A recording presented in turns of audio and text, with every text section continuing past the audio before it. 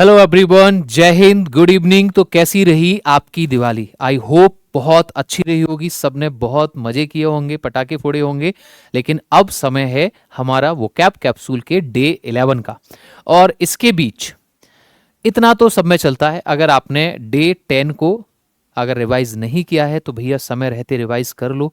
उसमें अच्छे वर्ड्स थे, कुछ पीवाईक्यू के वर्ड भी थे, उसको नोट कर लो। और जैसे ही आप नोट करो, आई होप आपने कर लिए होंगे, नहीं किए तो कर लो ध्यान से, क्योंकि जैसे आगे आगे कैप्सूल्स आते जाएंगे, अगर वो नोट नहीं हुए तो जिसके कहते हैं ना, एक ढेर हो जाएगा। और अगर वो इकट्ठा हो गया तो फिर जय हिंद, तो फिर गड़बड़ है फिर तो कहानी। ठीक है, तो हम स्टार्ट करते हैं डे 11 वो कैप के कैप्सूल का। आज का वर्ड नॉर्मल से छोटे छोटे वर्ड हैं, ज्यादा इंपॉर्टेंट भी नहीं है, और लेकिन इसमें कुछ हैं जो जनरली आते हैं। जैसे एक ये वर्ड हो गया आपका, ठीक है, और उसके साथ में एक ये वर्ड है, एक ये वर्ड है, ये आपका ये वर्ड है। ये वर्ड हैं जो बिल्कुल, और एक ये वाला, ये वर्ड है आपके पेपर में देखने को मिल सकते हैं आपके। बहुत ज्यादा वर्ड नहीं है, थोड़े से वर्ड है। वर्ड है सर्विट्यूड। सर्विट्यूड का मतलब क्या होता है? गुलामी। एक बहुत ही बुरी अवस्था में जिंदगी जीना, या किसी एक पर्सन के नीचे जिंदगी जीना जो आपको कंप्लीटली डोमिनेट कर रहा है। ठीक है, तो इसका मतलब क्या होता है? गुलामी, the state of being a slave, the condition of being forced to obey another person. गुलाम की अवस्था में होना, या फिर एक ऐसी अवस्था में होना जहां आपको एक दूसरे पर्सन को ओबे करना पड़ेगा ही पड़ेगा। स्लेवरी का मतलब, स्लेब का मतलब गुलाम होता है, स्लेवरी का मतलब होता है गुलामी। बॉन्डेज का मतलब क्या होता है? किसी से बंधे हुए होना, किसी के अंडर काम करना। भैया उसने कह दिया यहां खड़े रहना है, धूप में तो खड़े रहना है, गुलाम हो आप उसके। ठीक है, एक होता है स्लेब, गुलाम, और एक होता है एनस्लेवमेंट। एनस्लेवमेंट का मतलब क्या है? किसी को गुलाम बनाने की जो प्रक्रिया है उसको रिप्रेजेंट किया जाता है। एक तो होता है सबमिसिव। सबमिसिव का मतलब क्या होता है? लोगों की आज्ञा मानने वाला।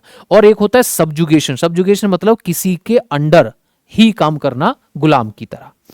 कैप्टिविटी, कैप्टिविटी का मतलब क्या है? किसी के बंधन में, किसी ने आपको बांध कर रख लिया, अब वो जो कहेगा वो करोगे। कैप्टिविटी मतलब जेल में, बंधन में काम करना। ऑपरेशन, वैसे ऑपरेस का मतलब होता है उत्पीड़न करना। ऑपरेश मतलब उत्पीड़न करना, ऑपरेशन मतलब उत्पीड़न में जीना। गुलामी होगी ना, आप उत्पीड़न करता जा रहा है। ठीक है, सबमिशन है, या सर्फडम है। सर्फडम अच्छा वर्ड है जो रिप्रेजेंट करता है आपके गुलामी वाले स्टेट को। एक तरफ है गुलामी, तो गुलामी का अपोजिट क्या होगा सर? गुलामी का अपोजिट हो जाएगा आजादी। गुलामी का अपोजिट क्या हो जाएगा? आजादी। और फ्री मतलब आजाद करना, और आजादी को क्या हो जाएगा? फ्रीडम, आजादी, लिबर्टी, आजादी, इंडिपेंडेंस, आजादी। सॉवरेनिटी का मतलब क्या होता है? सॉवरेनिटी का मतलब क्या होता है? सॉवरेनिटी का मतलब एक ऐसी स्टेट होती है जहां आप अपने डिसीजंस खुद ले सकते हैं। आपको किसी के अंडर काम करने की जरूरत नहीं है, उसके बारे में किसी से पूछना नहीं है। ठीक है, ऑटोनॉमी मतलब आप खुद के मालिक हैं। इमेंसिपेशन का मतलब क्या होता है?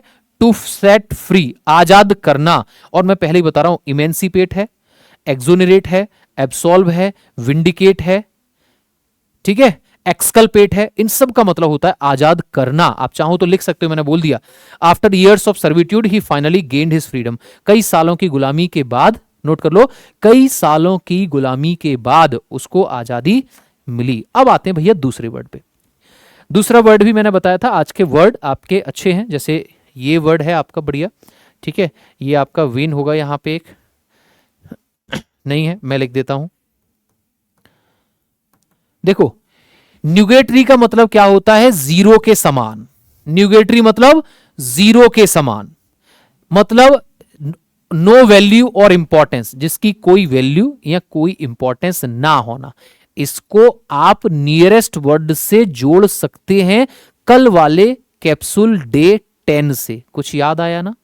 कल वाले कैप्सूल डे 10 से कुछ आया ना? ट्राइवियल, तुच्छ होना, जिसकी कोई वैल्यू ना हो।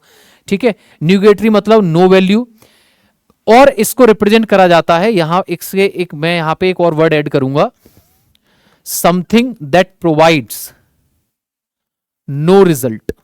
ये यहां पे इसको जरूर इंक्लूड करना। आप चाहें तो इनको छोड़ दो, पर इसको जरूर इंक्लूड करना। इसका यूज इसके लिए भी होता है, कोई भी ऐसी चीज जिसका कोई रिजल्ट नहीं निकलता, जिसका कोई रिजल्ट नहीं होता, जिससे कोई फल नहीं मिलता। इन इफेक्चुअल, जिसका कोई असर ही नहीं है। ट्राइवियल, तुच्छ, वर्थलेस, जिसकी कोई औकात नहीं। फ्यूटाइल का मतलब होता है आपका यूजलेस, जो प्रयोग में नहीं लाई जा सकती, जो प्रयोग में नहीं लाई जा सकती, इनकॉन्सिक्वेंशियल। कॉन्सिक्वेंस का मतलब क्या होता है? परिणाम, जिसके कुछ परिणाम निकले, जिसका कुछ रिजल्ट निकले, वो कॉन्सिक्वेंशियल। आपने कुछ भी कर लो, अगर आप चीजों को रिवाइज नहीं करोगे नहीं करोगे नहीं करोगे तो आपका पढ़ना इनकॉन्सिक्वेंशियल है। अगर आप चीजों को रिवाइज नहीं करोगे तो पढ़ना इनकॉन्सिक्वेंशियल है, आपको उसका परिणाम नहीं मिलने वाला। फ्रूटलेस का मतलब क्या है? जिसका कोई परिणाम ना मिले, जो काम करना यूजलेस है, बर्बाद है। एबॉर्टिव का मतलब क्या होता है? एबॉर्टिव और वेन दोनों ही दिखाते हैं यूजलेस को, बर्बाद। ठीक है भाई, इनकॉन्सिक्वेंशियल हो जाएगा ना। अपोजिट क्या है? इफेक्टिव। अगर आप चीजों को पढ़ोगे उसके बाद रिवाइज भी करोगे तो वो इफेक्टिव होंगी, वैलिड कहलाएंगी। फ्रूटफुल मतलब, फ्रूटफुल का मतलब क्या है यहां पे? प्रोडक्टिव। अगर आप चीजों को पढ़ भी रहे हो, रिवाइज भी कर रहे हो तो उसका कुछ रिजल्ट मिलेगा, वो कॉन्सिक्वेंशियल होंगी, वो प्रोडक्टिव होंगी, उसका फायदा मिलेगा आपको। ठीक है, कॉन्सिक्वेंशियल है। सिग्निफिकेंट, जिसकी वैल्यू भी है। क्रूशियल का मतलब क्या है? इंपॉर्टेंट। आप इसको नियरेस्ट वर्ड से डे 10 से जोड़ सकते हो।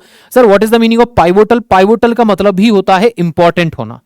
Without the authority to enforce its decision, the committee's recommendation were entirely nugatory. Useless, nugatory। वहां उसका मतलब क्या था? जिसकी कोई वैल्यू ना हो, जो सिर्फ हंसी मजाक के लिए करी जाए। इसका मतलब क्या है? जिसका कोई परिणाम ना निकले, जिसका कोई रिजल्ट ना निकले, बिना अथॉरिटी के रिकमेंडेशन के अगर कमेटी इस कानून को लागू कर भी देती है तो उसका कुछ रिजल्ट नहीं निकलेगा, वो परिणाम नहीं निकलेगा, उसे लोग नहीं मानने वाले। वो रियल में वैलिड होगा ही नहीं, वो इनवैलिड होगा आपका। तो न्यूगेटरी मतलब जिसका कोई रिजल्ट ना निकले, जो बाद में क्या हो जाए? जीरो हो जाए। अब आते हैं मेरे भाई होमोनियम्स वाले केस पे। एक तो है परसिक्यूट और एक है प्रोसिक्यूट। ठीक है, परसिक्यूट किसको रिप्रेजेंट करता है? टू ऑप्रेस, किसी को उत्पीड़न करना, किसी को कोई जबरदस्ती काम करवाना, किसी को मजबूर करना, किसी को मारना, पीटना, तोड़ना, वो होता है आपका परसिक्यूट, किसी को ऑप्रेस करना। एक है आपका प्रोसिक्यूट। प्रोसिक्यूट का मतलब क्या है? किसी के खिलाफ मुकदमा दाखिल करना, कोर्ट में किसी के खिलाफ कोई कार्रवाई करना, किसी के खिलाफ मुकदमा दाखिल करना, तो उसको रिप्रेजेंट करता है आपका प्रोसिक्यूट से।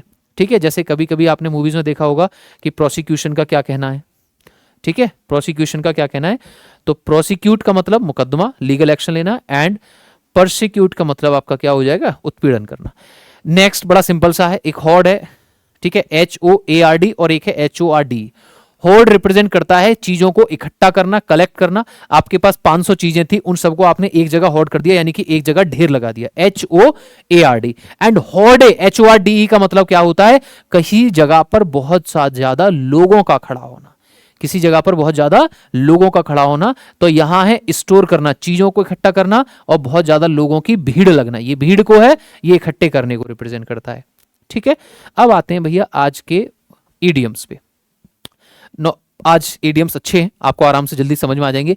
To take the plunge, to take the plunge मतलब, अच्छा प्लेज होता है ना, टू टेक दी प्लेज कसम लेना, टू टेक दी प्लंज बड़ा कदम उठाना, डिटरमाइन हो जाना। उन्होंने कहा यार करके ही रहेंगे, चाहे कितनी भी मुसीबत आ जाए, चाहे कितनी भी काम हो जाए, बट मैं तो ये करके ही रहूंगा।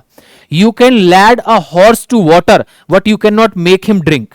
देखो मैं तुम्हें ये बता सकता हूं कि इन चीजों को पढ़ना है और ऐसे पढ़ना है, पर पढ़ना तो आपको ही पड़ेगा ना। You can lead a horse to water but you can not make him drink. तुम उसको अपॉर्चुनिटी प्रोवाइड करा सकते हो, पर उसको एक्सेप्ट तो उसे ही करनी पड़ेगी। आप किसी को अवसर दे सकते हो, लेकिन उस अवसर का फायदा तो उसे खुद उठाना पड़ेगा। मैं पढ़ा सकता हूं, लेकिन पढ़ना तो तुम्हें ही है। You can provide someone with an opportunity but you can not force them to take the advantage of it. Next है टू प्ले डेवल्स एडवोकेट, शैतान के एडवोकेट हो। टू एक्सप्रेस एन अनपॉपुलर और controversial opinion in order to provoke debate और discussion. देखो इसको दो तरीके से पढ़ते हैं। एक तो है आपकी ओपिनियन दूसरों की ओपिनियन से अलग है, या फिर इसको ऐसे भी रिप्रेजेंट करते हैं कि आपके अपोनेंट ने भी अगर कोई अच्छा काम किया है तो उसको अच्छे काम, बुरे आदमी का भी अच्छे काम के लिए उसकी तारीफ करना। बुरा आदमी है, डेविल है, पर अगर उसने कोई अच्छा काम किया है तो उसके लिए उसकी तारीफ करना। To have egg on one's face, अगर कोई आदमी तुम्हारे चेहरे पर एग फोड़ दे, आप तो सबके सामने शर्मसार हो जाओगे, तो शर्मिंदा होना। Down to the wire, wire को छुओगे तो लास्ट में डाउन टू द वायर क्या है, अंतिम क्षण में, a situation that is not decided और known until the very last moment, बिल्कुल लास्ट मोमेंट तक पहुंच गए हो, उसके बाद आपका काम किया। तो ये सब नोट करो, मैं अभी साइड में हटूंगा। डे 11 आपके हो गए हैं, कल मिलते हैं डे 12 में। जय हिंद, थैंक यू।